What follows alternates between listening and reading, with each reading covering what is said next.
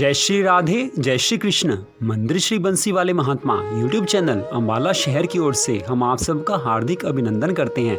जैसा कि आप सभी जानते हैं कि आजकल पुरुषोत्तम मास का पावन महीना चल रहा है और इस पुरुषोत्तम मास में जो कोई भी धर्म कर्म से रहता है, धर्म कर्म के नियमों का पूरा पालन करता है, भगवान श्री हरि विष्णु जी की कथा सुनता है, कथा पढ़ता है, भगवान श्री राधा कृष्ण जी की भक्ति करता है, भगवान के किसी भी रूप अवतार की सच्चे दिल से भक्ति करता है, आराधना करता है, भगवान के नामों का जाप करता है, जिस किसी भी प्रकार से इस पुरुषोत्तम मास में भगवान में मन लगाता है वह भगवान जी को बहुत प्यारा होता है। क्योंकि जो भी धर्म कर्म का पालन करेगा उसके ऊपर भगवान जी की कृपा बनी ही रहेगी। उसी के घर में सुख शांति आनंद निवास करते हैं जो पुरुषोत्तम मास में पूरे दिल से भगवान की भक्ति करता है, भगवान की कथा को सुनता है।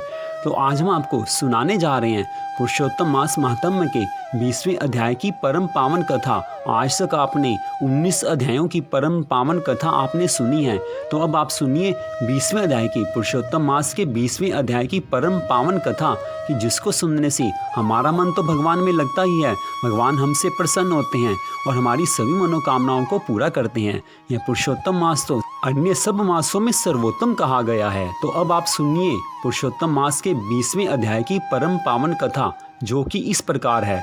बोल श्री राधा कृष्ण भगवान की जय, बोल श्री हरि विष्णु भगवान की जय, बोल श्री गौरी शंकर भगवान की जय। अब 20वां अध्याय। सूत जी कहने लगे, श्री नारायण जी के मुख से दृढ़ धनवा के पूर्व जन्म के वृत्तांत को सुनकर देवऋषि नारद जी श्री नारायण जी को फिर पूछने लगे कि हे तपोनिधे राजा दृढ़ धनवा फिर महर्षि वाल्मीकि जी को क्या कहने लगे, सो आप कृपा करके मुझसे कहिए। भगवान श्री नारायण जी बोले कि हे देवऋषि नारद, राजा दृढ़ धनवा महर्षि वाल्मीकि ऋषि जी से कहने लगा कि हे मुनि, यह मोक्ष देने वाला पुरुषोत्तम मास व्रत कैसे करना चाहिए और किसकी पूजा करनी चाहिए और इसकी विधि क्या है, सो आप कृपा करके सब लोगों के हित के लिए मुझे यह सब बताइए, क्योंकि मुझे इस विषय में कुछ भी ज्ञान नहीं है। यह सुनकर महर्षि वाल्मीकि जी बोले कि हे राजन, ब्रह्म मुहूर्त में उठकर ईश्वर का चिंतन करने के बाद शौच आदि के लिए जाएं, फिर स्नान प्राणायाम करके संध्या वंदन करें।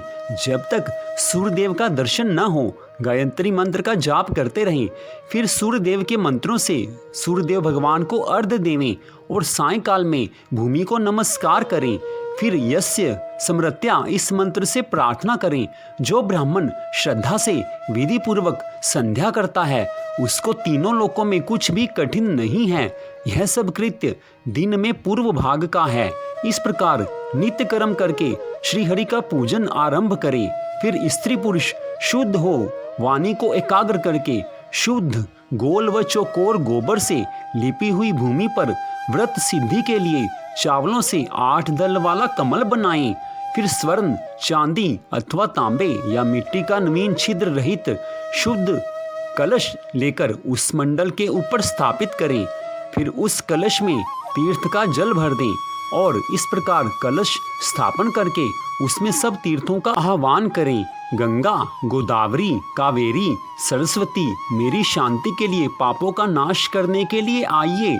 फिर कलश को मंत्रों से गंध, अक्षत, नैवेद्य और ताजे पुष्पों से पूजकर कलश के ऊपर पीले वस्त्र से लपेटा हुआ तांबे का पात्र रख दें।